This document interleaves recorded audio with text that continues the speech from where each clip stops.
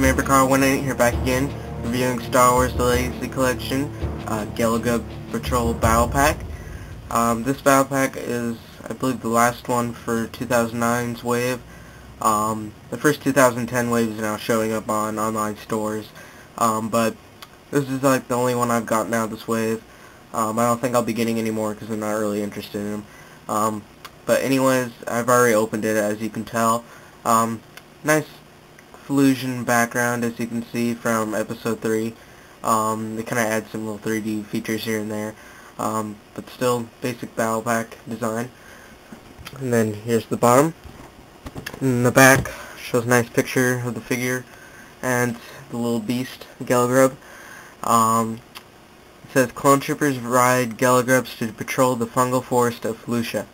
Also known as Fusion ground beetles, Gelagrubs are especially domesticated in their larval form to be used as mounts. Republic forces invade Felucia to free it from control of the Separatists and capture the Commerce Guild's headquarters located on the planet. And it says Gelagrub, these ductile creatures have adapted to the inviolate sunlight that bathes on the planet. And then it says Clone Trooper.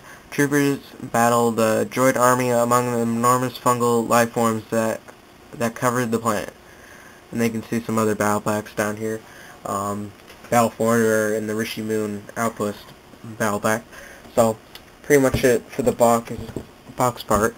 And then here's the Gelagrub itself and its brand new Clone Trooper, which is a Star Corps Clone Trooper, to be more specific. God, I can't say that word. I don't know why. But anyways, so I'll go over the Trooper first. So he's basically the same Star Corps Trooper from the Evolution set, just painted a little differently. But this time they decided to add soft goods karma, or whatever you call this thing, so he can ride the Gelagrub without a plastic one being in the way. And they also gave him ball-jointed hips, so that's pretty cool. And I believe they redesigned the holsters because he came with 2 brand new pistols for this battle pack. They're quite smaller than the older ones, and they look more detailed and accurate, but I don't think there was any pistols in the Revenge of the Sith movie, so they kind of came up with this, I guess, by themselves, but they do look pretty nice, though, so that's pretty cool. So this figure is really nice. People are mainly buying this battle pack just for this figure, but I don't really mind. And of course it has a removable helmet, just like the Evolution's version, and also his little pattern thing is removable if you want to take it off, so it's pretty cool. The basic articulation of ball-jointed head, ball-hinge shoulders, ball-hinge elbows, swivel wrists, swivel waist, ball-hinge waist, ball-hinge hips, ball-hinge knees, and ball-hinge ankles. So you got the basic articulation for this figure. Then onto the Gelagrub now. So Gelagrub is just basically one solid piece of plastic. It's not really plastic though, it's kind of like a rubber type material. It's kind of translucent on the top like it's supposed to be, but on the front there's more of a plastic. As you can see, the really difference there between the rubber into the plastic, which is a harder plastic. That kind of ruined it for me, how they did that, because it just doesn't look right, as you can see by the colors differences. But anyways, it's a nice little thing. You can squeeze it if you want to, or whatever you want to do with it. There's not much you can really do with it though, but it does have some pretty decent details, not articulation.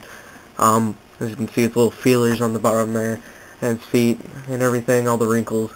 And then on the face, it's got 2 eyes, and it also has a little pincher closing action thing.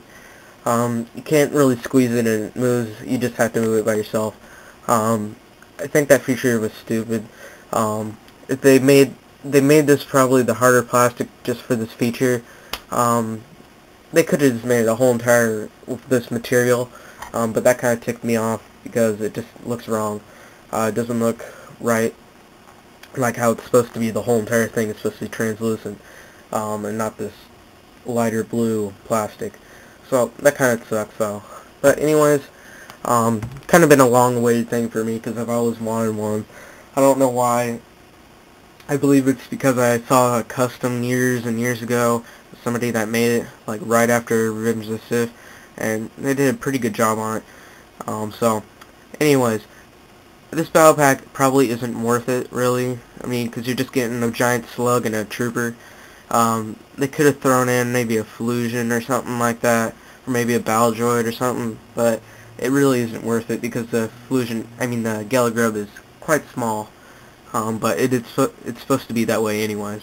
So, anyways, I give this battle pack a 4 out of 5, just because of how the plastic is changed over right here, and how much you're getting out of this battle pack, because you're not really getting that much for, I don't know, about $30 almost with tax and everything.